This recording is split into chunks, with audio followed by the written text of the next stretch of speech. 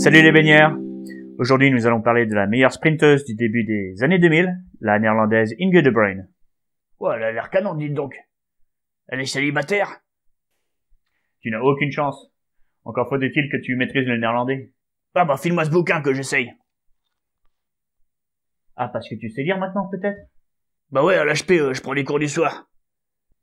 Bon, revenons sur la carrière d'Inge de Bruijn, un parcours en pointillé commencé assez jeune et terminé assez tard. Maestro.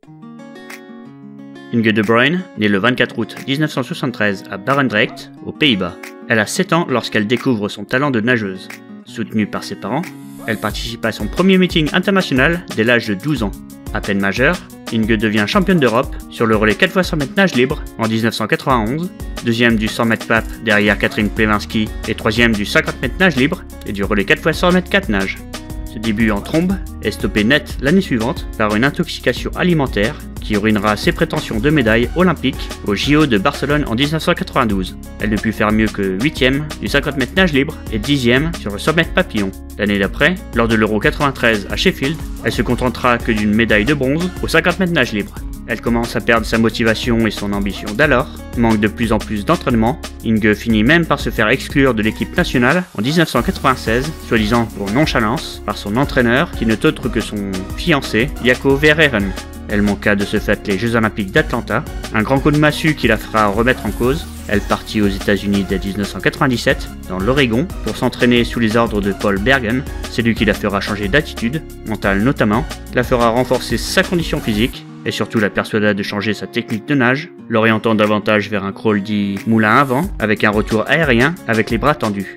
À partir de là, tous les ingrédients sont présents pour présager un retour retentissant dans le sprint. Ik wil een kus, alsjeblieft. Et c'est pour dire quoi? Ouais, c'est pour lui demander un bisou. Ou encore, wil je met me slapen vannacht? C'est-à-dire?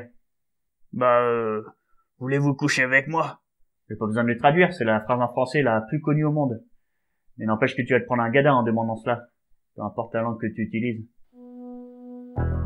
Les mondiaux de Perth en 1998 arrivent peut-être un peu trop tôt pour voir le fruit de ces changements. Elle atteint tout de même la finale du 100 mètres nage libre où elle termine 8e. Elle lance aussi le relais 4x100 mètres nage libre néerlandais en 55 secondes et 85 centièmes. Mais beaucoup d'observateurs la voient toujours comme la surdouée trop émotive et pas assez stable pour conduire sa carrière de manière exigeante. Mais l'année suivante, il en sera autrement. Comme 8 ans plus tôt, à l'Euro 1999 à Istanbul, Inge engrange les titres et devient double championne d'Europe sur les 50 mètres nage libre et 100 mètres papillon, mais aussi deuxième du 100 mètres nage libre.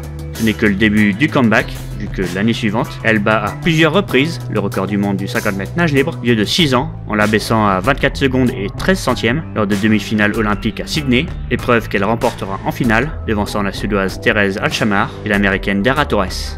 Toujours lors des JO de Sydney, elle remporte le 100 mètres nage libre en 53 secondes et 83 centièmes, devenant la première femme sous les 54 secondes, toujours avec ses mêmes poursuivantes, Therese Alshammar et Dara Torres, mais aussi avec Jenny Thompson, ex-aequo pour la 3e place.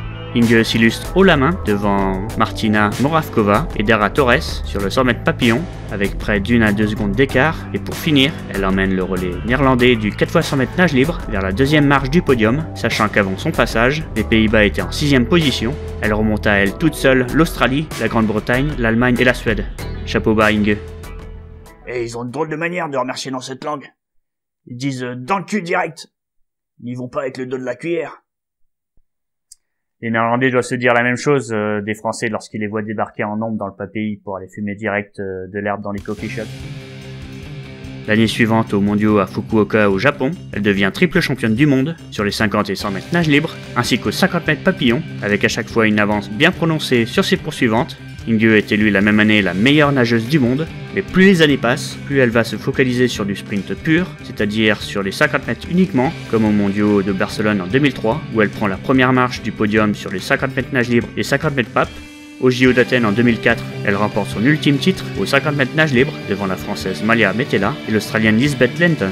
On sent qu'elle ne domine plus comme avant, ce qui se confirmera sur le 100 mètres nage libre, où l'Australienne Jodie Henry la bat de 3 dixièmes, mais aussi au 100 mètres papillon, où elle ne prit que la 3e place, dépassée par une autre Australienne, Petria Thomas, et la Polonaise Otylia Jarzesak.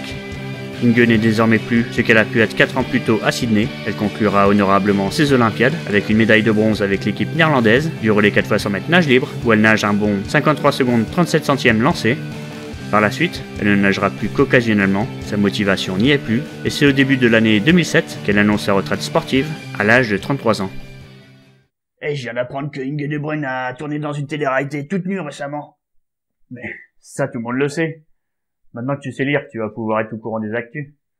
Ah bah fallait le dire plus tôt. Je me suis pris la tête pour rien. Je vais aller voir ça d'un peu plus près.